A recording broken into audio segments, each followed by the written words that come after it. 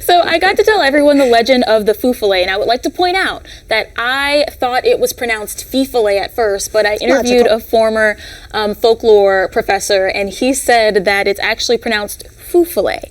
So basically, if you've ever heard of this story, it's about the ghost. And it's about a ghost of a baby, and it wanders around in the swamps of Louisiana. So I got to put together a story of this legend, and it was very fun. I think this is one of the most fun stories that I've done here, and it's also a really good example of Louisiana history come to life. I'd say creepy.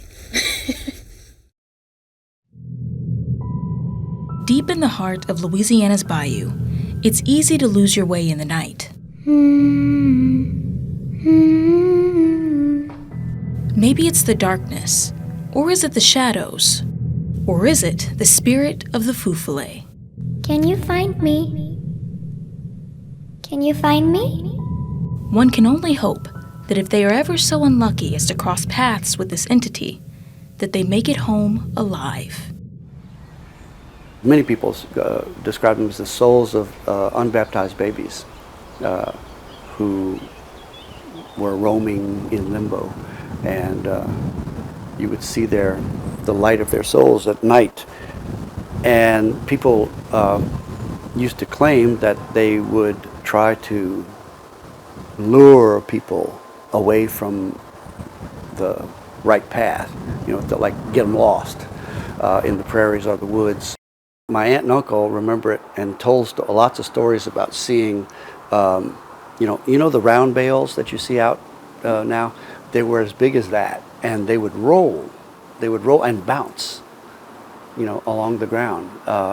That's what they said. They were big lights, big, huge balls of fire light, rolling.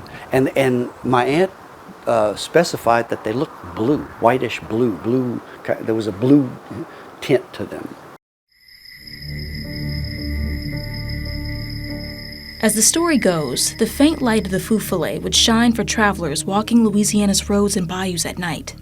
They'd see the spirit of the unbaptized child in the distance and confuse it for a candle or lantern that led them home. But as they followed it, the lights would lead them further into the darkness, and sometimes toward their death. People would often tell stories about how they saw a light down the way, thinking, oh, that's the light at the house I'm trying to get to, the lantern at the house I'm trying to get to. But then it would move and said, oh, I must have gotten turned around. I'll go this way. Oh, I'll go this way. And they would get lost in the woods when in fact the light was moving. So it's trying to trick you. Trying to trick you. They weren't so malevolent. They weren't evil. They weren't considered evil. They were considered just rascally or, impish. Playing tricks on people. But sometimes the tricks had, consequences. Though the name of this story is uniquely Cajun, the origin is not so much. The Feu Follet is loosely based on the European will-o'-the-wisp, which is a ghost, fairy, or elemental spirit that seeks to lead you astray. The ball of light it emits is usually blue, and you could find them late at night in bogs or low-lying wet areas. When the French settled in Louisiana, they changed the name to Feu Follet. The feu means fire, and follet loosely translates to wisp. Why are they unbaptized babies specifically? Unbaptized babies were, described as being in limbo, wandering around between. You can't get into heaven, but can't be sent to hell, according to Catholic tradition or belief. And so, I guess the notion of them wandering, sort of caught and can't go anywhere else, may have had something to do with it. Now, there are a number of reasons for this story, and not all of them are exciting. In fact, most of them are scientific.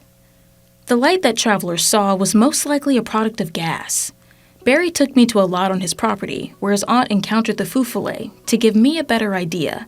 If you cut hay and it gets wet before you bale it,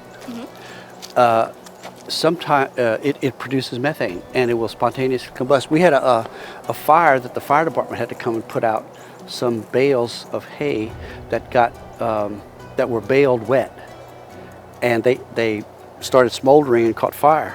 So if people had just cut their hay and there were clumps and it got wet, it'll start rotting and produce methane and sometimes catch fire. For all of you who don't know, a methane fire is sometimes blue. Barry's home is located near an old oil well site that produced the gas. This is the old well site. So this was sort of a naturally low occurring spot. And then right behind those big trees, that tree line right there, there's a swamp. A swamp. Yeah, and it gets, holds about this much water. Maybe sometimes in heavy rains it'll hold this much water. My dad and uncle used to go catfishing in there, in fact. And that was another naturally occurring low spot. So it would, a spot that would have likely produced gas from decomposition. Barry's last explanation is a little more unconventional, but gas produced by cows on location could have also produced enough methane to cause a spark.